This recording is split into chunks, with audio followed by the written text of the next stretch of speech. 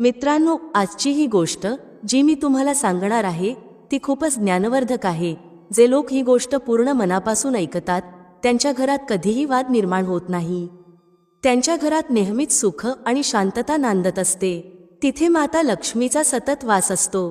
तुम्ही ऐकले असेल की ज्या घरात रोज भांडण आणि वादविवाद होतात तिथे कधीच भरभराट होत नाही.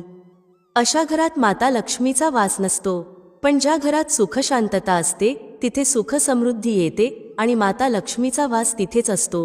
ही गोष्ट ऐकल्यानंतर आपल्याला समजेल की आपण घरात भांडण तंटा का करू नये आणि ज्या घरात भांडण तंटे होतात ते थांबवण्यासाठी काय करावे. घरात सुख शांती असणे खूप महत्त्वाचे आहे, कारण जिथे सुख शांती असते तिथेच माता लक्ष्मी वास करते. पण जिथे वाद आणि तंटे होतात तिथे माता लक्ष्मीचा वास नसतो, तर दुःख आणि दारिद्र्याचा वास असतो. जर तुम्ही ही गोष्ट पूर्ण ऐकली तर ही गोष्ट तुमच्या आयुष्यात खूप मोठा धडा देईल. ही खूपच ज्ञानवर्धक गोष्ट आहे. नक्की ऐका. ही एका मोर आणि मोरणीची गोष्ट आहे. यापूर्वी तुम्ही आमच्या गोष्टी ठरवून जाल त्याआधी चॅनल सबस्क्राईब करायला विसरू नका. चला गोष्ट सुरू करूया. एका जंगलात एक मोर आणि मोरणी राहत होते. मोर आणि मोरणी खूप आनंदाने जंगलात राहत होते. एके दिवशी मोरणी मोराला म्हणते, प्रिय, आपण इथून निघून जावे. आपण तिथे जाऊ जिथे आपले समाजातील लोक राहतात. खूप सारे मोर आणि मोरणी जिथे राहतात. आपल्यालाही तिथे जायला हवे. मोर मोरणीला म्हणतो, प्रिये, जर आपण तिथे गेलो तर रोज वादविवाद होतील. आपण दोघं इथे जंगलात किती शांततेत राहतो. तिथे जाण्याची काय गरज आहे. पण मोरणी हट्ट धरते. मोर मोरणीच्या हट्टापुढे झुकतो. ते दोघं उडून एका नगरीत पोहोचतात. त्या नगरीचा राजा प्राण्यांच्या आणि पक्ष्यांच्या भाषेचा उत्तम ज्ञाता होता. राजाने करावशास्त्राचे अध्ययन केले होते. करावशास्त्र म्हणजे प्राणी आणि पक्ष्यांच्या भाषेचे ज्ञान. तो राजा सर्व प्रकारच्या प्राण्यांच्या आणि पक्ष्यांच्या भाषेला आणि प्रत्येक सजीवाच्या आवाजाला उत्तम प्रकारे समजू शकत होता.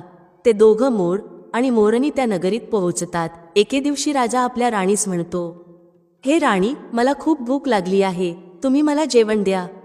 राजाची राणी 36 प्रकारचे अन्न बनवून एका हातात पाण्याचा तांब्या आणि दुसऱ्या हातात अन्नाची ताटली घेऊन राजाकडे येते. राणीने अन्नाची ताटली राजासमोर ठेवल्यावर एक तांदळाचा तुकडा खाली पडतो. तिथे काही मुंग्या फिरत होत्या. त्याचवेळी एक मुंगी तांदळाचा तुकडा घेऊन निघून जाते. राजा बसून ती घटना पाहत होता. त्या मुंगीच्या जवळच लगेच एक मोठा मुंगळा येतो आणि म्हणतो, प्रिये, हा तांदळाचा तुकडा मला दे आणि तू पुन्हा राजाच्या ताटलीतून दुसरा तांदळाचा तुकडा घेऊन ये. त्यांचे बोलणे राजा पूर्णपणे ऐकत होता, कारण राजा प्रत्येक प्राणी पक्षी यांच्या भाषेला समजू शकत होता. राजा तिथेच बसून राहतो. मुंगळा मुंगीला म्हणतो, तू जा. राजाला काहीही कळणार नाही. मुंगी जाण्याचा प्रयत्न करते पण अर्ध्या वाटेतून परत येते आणि मुंगळ्याला म्हणते, नाही, मी नाही जाणार. कदाचित राजाला कळेल आणि राजा मला मारेल. राजा हे सगळं पाहत होता. मुंगळ्याला समजलं की राजा त्यांचे बोलणे ऐकत आहे. तो म्हणतो, असं वाटतंय राजाने आपले बोलणे ऐकले आहे. यामुळेच तो आपल्याकडे बघत आहे. मुंगळा मुंगीला म्हणतो, जर राजाने आपले बोलणे ऐकले आणि त्याने हे कुणाला सांगितले तर तो या क्षणी दगडाचा बनून जाईल. राजा त्यांच्या बोलण्याला ऐकतो आणि समजतो. तो हसू लागतो. जसेच राजाला हसू येते, राणी स्वयंपाकघरातून बाहेर येते. ती राजाला हसताना पाहते. राणी विचार करते की कदाचित तिच्याकडून काही चूक झाली आहे म्हणून राजा हसत आहे. राणी राजाकडे जाते आणि म्हणते, हे महाराज, माझ्याकडून काही पाप झालं आहे का? माझ्याकडून काही चुकटले झाली आहे का की आपण इतक्या जोरात हसत आहात? राजा म्हणतो, नाही, अशी काही गोष्ट नाही. मला सहजच हसू आलं. राणी हट्ट धरते आणि म्हणते, तुम्हाला मला सांगावं लागेल की तुम्ही का हसत होतात. राजा वारंवार नकार देतो, कारण त्याला माहीत होतं की मुंगीने सांगितलं होतं की जर त्याने त्यांचं बोलणं कुणाला सांगितलं तर तो दगडाचा होईल. हाच तो कारण होता की राजा ही गोष्ट राणीला सांगू इच्छित नव्हता. पण राणी वारंवार हट्ट धरते आणि म्हणते, तुम्हाला मला सांगावंच लागेल की तुम्ही का हसत होतात. जर तुम्ही माझ्यावर खरं प्रेम करता, जर तुम्ही मला आपलंसं मानता तर तुम्हाला हे सांगावंच लागेल की तुम्ही का हसत होतात. राजा आता धर्मसंकटात सापडतो. राजा विचार करतो, जर मी ही गोष्ट राणीला सांगितली तर मी दगडाचा होईन आणि जर सांगितली नाही तर राणीचा विश्वास संपेल. राणी खूप हट्ट धरते. म्हणतात ना, प्रिया हट्ट आणि बालहट्ट खूप तगडे असते. या दोन्ही हट्टापासून नेहमी दूर राहावं. राणीच्या प्रिया हट्टासमोर राजाला झुकावं लागतं. राजा राणीला म्हणतो, ठीक आहे, जर मी तुम्हाला सांगितलं तर नंतर तुम्हाला पश्चात्ताप होईल. राणी म्हणते, आत्ताच तुम्ही म्हणत होतात की काही गोष्ट नाही आणि आता तुम्ही म्हणताय की मला पश्चात्ताप होईल. नक्कीच काही मोठी गोष्ट आहे. आणि राणी आणखी जास्त हट्ट धरते. तेव्हा राजा म्हणतो, ठीक आहे, जर तुम्ही ऐकत नाही तर चला, मी तुम्हाला ही गोष्ट जंगलात सांगतो. राजा आणि राणी रथात बसून जंगलाकडे निघून जातात. जसेच ते घनदाट जंगलात पोहोचतात, राजा सर्व गोष्ट राणीला सांगायला लागतो. जसे जसे राजा थोडी थोडी गोष्ट राणीला सांगतो तसे तसे तो हळूहळू दगडाचा होऊ लागतो. जसे राजाने अर्धी गोष्ट राणीला सांगितली, तो अर्धा दगडाचा झाला. राजा मग राणीला म्हणतो, हे राणी, मी हळूहळू दगडाचा होत आहे. तुम्हाला नंतर खूप पश्चात्ताप होईल. राणी म्हणते, हे महाराज, थोडीशी गोष्ट शिल्लक आहे, तीही तुम्ही सांगून टाका. राजा पूर्ण गोष्ट सांगतो आणि पूर्ण दगडाचा होतो. राणीच्या हट्टामुळे राजा पूर्णतः दगडाचा बनतो. राणी रडायला लागते आणि त्या दगडाला हलवण्याचा प्रयत्न करते. पण वजन दगड कसा हलणार? राजा खूपच जड होता. राजा दगडाचा होतो आणि तिकडे राणी डोकं आपटत रडते, छाती पीटते आणि विलाप करते. ती एखाद्या प्राणी किंवा जीवाला मदतीसाठी हाक मारते. या सगळ्या घटना मोर आणि मोरनी त्यांच्या डोळ्यांनी पाहत होते. राणीचा विलाप पाहून मोर आणि मोरनीला दया येते. मोर मोरनीला म्हणतो, हेच होतं प्रिया हट्ट. आपल्या याच प्रीता हट्टमुळे आपण त्या जंगलात किती आनंदाने राहत होतो आणि इथे आलो. मोरनी मोराला म्हणते, प्रिय, ही राणी खूप दुःखी आहे. आपल्याला तिची मदत करायला हवी. ती खूप विलाप करत आहे. तिची जास्त मदत आपल्याला करता येणार नाही, पण किमान तिला धीर तरी देता येईल, म्हणजे तिला विश्वास तरी देता येईल. हीच गोष्ट विचारून मोर आणि मोरनी राणीला म्हणतात, राणी साहिबा, जे झालं ते चूक झालं, पण तुम्ही थोडं धीर धरा, स्वतःला थोडं सांभाळा. तुमच्या मागे पूर्ण राज्य आहे. राजा तर दगडाचा झाला आहे. आता तुम्हालाच तुमचं राज्य सांभाळावं लागेल. राणी मोर आणि मोरनीचे बोलणे ऐकल्यानंतर म्हणते, भाऊ मोर आणि मोरनी, मी स्वतःला कसं सांभाळू? आता तर माझं आयुष्यच उद्ध्वस्त झालं आहे, कारण माझे पती परमेश्वर दगडाचे झाले आहेत. आता मी काय करू? राणीचे हे बोल ऐकून मोरनीच्या तोंडून निघून जातं, राजा दगडाचा कसा झाला? राजा तर माणूस होता, चांगला आणि तंदुरुस्त होता, पण तो दगडाचा कसा झाला? राणी तीच गोष्ट सांगायला लागते जी राजाने मुंगीविषयी तिला सांगितली होती. राणी तीच गोष्ट मोर आणि मोरनीला सांगते आणि तीही हळूहळू दगडाची बनते. जेव्हा राणी दगडाची होते आणि राजा तर आधीच दगडाचा झालेला असतो, तेव्हा दोघंही दगडाचे होतात. तिकडे मोर आणि मोरनी चिंतेत पडतात. दोघं खूप दुःखी होतात. मोर मोरनीला म्हणतो, आपल्यावरही संकट येऊ शकतं, कारण राजा देखील त्या मुंगीच्या गोष्टीमुळे दगडाचा झाला आणि राणीही त्या गोष्टीमुळे दगडाची झाली.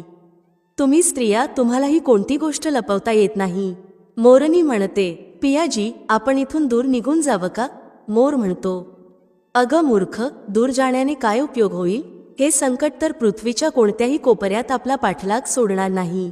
हे संकट नेहमीच आपल्या डोक्यावर येत राहील. जर नकळत आपण या गोष्टीबद्दल बोललो तर आपणही दगडाचे होऊ. या चिंतेत मोर आणि मोरनी खूपच दुःखी होतात. ते रात्रंदिवस याच ताणाखाली राहतात.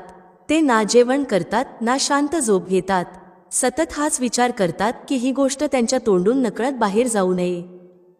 मोर विचार करतो, जर मी सगळ्या मुंग्यांना संपवून टाकलं तर हे संकट संपेल, कारण हे सगळं तर मुंग्यांमुळेच झालं आहे.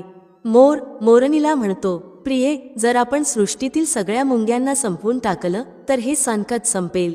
मोर आणि मोरनी या गोष्टीला तयार होतात आणि सगळ्या मुंग्यांना मारून खायला सुरुवात करतात. मोर आणि मोरनीचा इतका धाक होतो की सगळ्या मुंग्या घाबरून मातीमध्ये बिळं खोदून लपून बसतात. मोर आणि मोरनी अशी खबरदारी घेत असतात की त्यांना जिथे कुठे मुंगी दिसते तिथेच ती पकडून टाकतात. मोर आणि मोरनीच्या भीतीमुळे कोणतीही मुंगी बाहेर पडत नव्हती. सगळ्या मुंग्यांनी जमिनीखाली बिळं बनवली आणि तिथेच राहायला लागल्या. खूप दिवस गेले आणि मुंग्यांना भुकेने त्रास होऊ लागला, कारण बिळात अन्न मिळत नाही. अन्न तर बाहेरच मिळतं. जेव्हा अन्न शोधण्यासाठी मुंगी बाहेर पडते तेव्हा मोर तिला पकडून मारतो. एक मुंगी आणि एक मुंग बिळामध्ये उपासमारीने व्याकुळ होऊन श्री हरी विष्णूंचं जोरदार भजन करू लागतात. भक्ती तितके तल्लीन होतात की त्यांना आपलं स्थानही कळत नाही. ते गेहन तपश्चर्येमध्ये मग्न होतात. शेवटी भगवान विष्णू त्यांच्यासमोर प्रकट होतात. विष्णू म्हणतात, मुंगी आणि मुंगा, तुम्ही जे मागू इच्छिता ते मागा. आम्ही तुमच्या भक्तीने प्रसन्न आहोत. मुंगी आणि मुंगा खूप दिवसांपासून भुकेले होते, तहानेने व्याकुळ होते. त्यांनी म्हणलं, हे प्रभू, जर तुम्ही आम्हाला वरदान द्यायला तयार असाल तर आमच्या पोटाला गाठ बांधा. त्यांनी विचार केला, जर आमचं पोटच नसेल तर आम्हाला बाहेर जाण्याची गरज पडणार नाही आणि मोर आणि मोरणी आम्हाला खाऊ शकणार नाहीत. भगवान विष्णू म्हणतात, तथास्तु, आणि मुंग्यांच्या पोटाला गाठ बांधली जाते. आजही मुंग्यांच्या पोटाला गाठ आहे. यानंतर मुंगा आणि मुंगी भगवान विष्णूंना म्हणतात, हे प्रभू, आमच्या पोटाला तर गाठ बांधली गेली, पण तरीही आम्हाला मोर आणि मोरणीपासून धोका आहे. ते अजूनही जमिनीवर आमच्या प्रतीक्षेत बसले आहेत. जसे ते आम्हाला पाहतील ते आम्हाला मारून टाकतील. भगवान विष्णू मोराला म्हणतात, हे मोर, तुम्ही मुंग्यांचा शिकार करणं बंद करा. यात मुंग्यांचा काहीही दोष नाही. दोषी राजा होता, कारण राजाने कराव शास्त्राचं अध्ययन केलं होतं. त्यामुळे तो सर्व जीव जंतूंच्या भाषा समजण्यात सक्षम होता. त्यासोबतच तो त्यांचं रूपही बदलू शकत होता. राजा प्राणी आणि पक्ष्यांचं रूप धारण करून विचित्र वर्तन करायचा. जेव्हा प्राणी आणि पक्षी गर्भधारणा करायचे तेव्हा तो त्यांना सोडून माणूस बनायचा आणि त्यांच्यावर जोरजोराने हसायचा. याच मूर्खपणामुळे आणि पापामुळे तो राजा आज दगडाचा बनला आहे. मोर म्हणतो, हे प्रभू, त्यांच्या पत्नीचा, त्यांच्या राणीचा काय दोष आहे? श्री हरी विष्णू म्हणतात, त्यांची पत्नीही त्यांच्या या पापात भागीदार आहे, कारण जर त्यांच्या पत्नीने त्यांना थांबवलं असतं तर ते इतकं मोठं पाप केलं नसतं. यासाठीच त्यांची राणीही या पापाची भागीदार आहे आणि आज तीही दगडाची बनली आहे.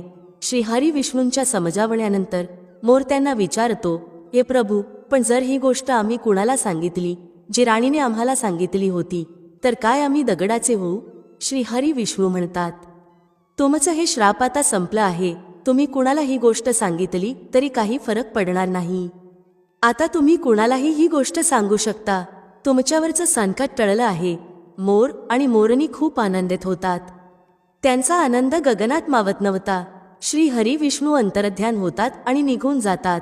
तिकडे मोर आणि मोरणीच्या आनंदाला सीमा उरत नाही. जर कोणत्याही प्राणी किंवा पशुला आनंद झाला तर तो नाचू लागतो, झुमू लागतो. हाच प्रकार मोरासोबत घडतो. जेव्हा मोराला कळतं की त्याच्या डोक्यावरचं संकट टळलं आहे तेव्हा तो जोरजोराने आनंदाने नाचू लागतो. त्याच्या आनंदाला सीमा उरत नव्हती. तो आनंदाने वेड्यासारखा वागत होता. मग जेव्हा मोर आनंदाने आपल्या पायांकडे पाहतो तेव्हा त्याला दिसतं की त्याचे पाय फाटलेले आणि कुरूप झालेले आहेत. मोर आपल्या पायांकडे पाहून रडू लागतो. मोर विचार करतो, पूर्वी माझे पाय किती सुंदर होते, पण आता ते इतके फाटलेले आणि घाणेरडे कसे झाले? माझं संपूर्ण शरीर सुंदर आहे, पण माझे पाय इतके फाटलेले आणि कुरूप का आहेत? मोराच्या पाय फाटण्याचं कारण म्हणजे मुंग्या खाणं होतं, कारण त्याने आणि मोरणीने खूप साऱ्या मुंग्या मारून खाल्ल्या होत्या. याच कारणाने त्यांच्या पायांना तडे गेले होते. आजही जर एखाद्या माणसाने मुंगी खाल्ली तर त्याच्या शरीरावर छोटे छोटे पुरळ उठतात. जर तुम्ही जास्त प्रमाणात मुंग्या खाल्ल्या तर तुमचं शरीरही तडायला सुरुवात करेल. साप का केंचुली सोडतो? कारण साप मुंग्या खातो आणि त्यामुळे त्याचं शरीर तडतं आणि वेगळं होतं. याच कारणाने मोराचे पाय तडले होते आणि कुरूप झाले होते. मोर आपले पाय पाहून जोरजोराने रडू लागतो. मोरणी मोराला धीर देते आणि म्हणते, जे झालं ते झालं, आता रडून काय होईल? पण मोर नाचतच राहतो आणि जोरजोराने रडतो. त्याच्या डोळ्यांतून अश्रूंचा प्रवाह वाहत असतो. मोरणी मोराला धीर देते आणि त्याच्या अश्रूंना जमिनीवर पडण्यापासून थांबवायचा प्रयत्न करते, पण ते तिला थांबवता येत नाहीत. मोरणीचे हात नाहीत, पण ती आपल्या चोचीने एक एक अश्रू उचलून आपल्या तोंडात ठेवायचा प्रयत्न करते. पण ती किती अश्रू तोंडात ठेवणार? ते थेट मोरणीच्या पोटात जातात. या प्रकारे प्रत्येक वेळी मोरणी मोराच्या अश्रूंना थांबवायचा प्रयत्न करते. मोर नाचतो आणि जोरजोराने रडतो. मोराचे अश्रू आणि मोरणीचं प्रेम पाहून भगवान श्री हरी पुन्हा प्रकट होतात. भगवान विष्णू मोरणीला आशीर्वाद देतात आणि म्हणतात, तुझं प्रेम असंच कायम राहो. भगवान श्री हरी म्हणतात, आता ह्याला आशीर्वाद म्हणा किंवा श्राप, पण यामुळे मोर कधीही संबंध ठेवू शकणार नाही. जेव्हा मोर नाचतो तेव्हा त्याच्या डोळ्यांतून अश्रू पडतात आणि त्या अश्रूंना मोरणी टिपते. याच अश्रूंमुळे मोरणी गर्भवती होते. भगवान श्री हरी मोर आणि मोरणीला आशीर्वाद देतात आणि म्हणतात, तुमची भक्ती धन्य आहे. एक वेळ अशी येईल जेव्हा तुमच्या पंखांना मुकुट बनवून धारण केलं जाईल. म्हणूनच जेव्हा श्रीकृष्ण पृथ्वीवर येतात तेव्हा ते मोराचा पिसारा आपल्या मुकुटात धारण करतात. मित्रांनो, आजसाठी एवढंच. जर तुम्हाला गोष्ट आवडली असेल तर कमेंट बॉक्समध्ये जय श्री कृष्णा लिहा. तुम्हा सर्वांचे मनःपूर्वक आभार. श्री स्वामी समर्थ. जय श्री कृष्ण. जय श्री राम. जय श्री हनुमान. जय माता लक्ष्मी.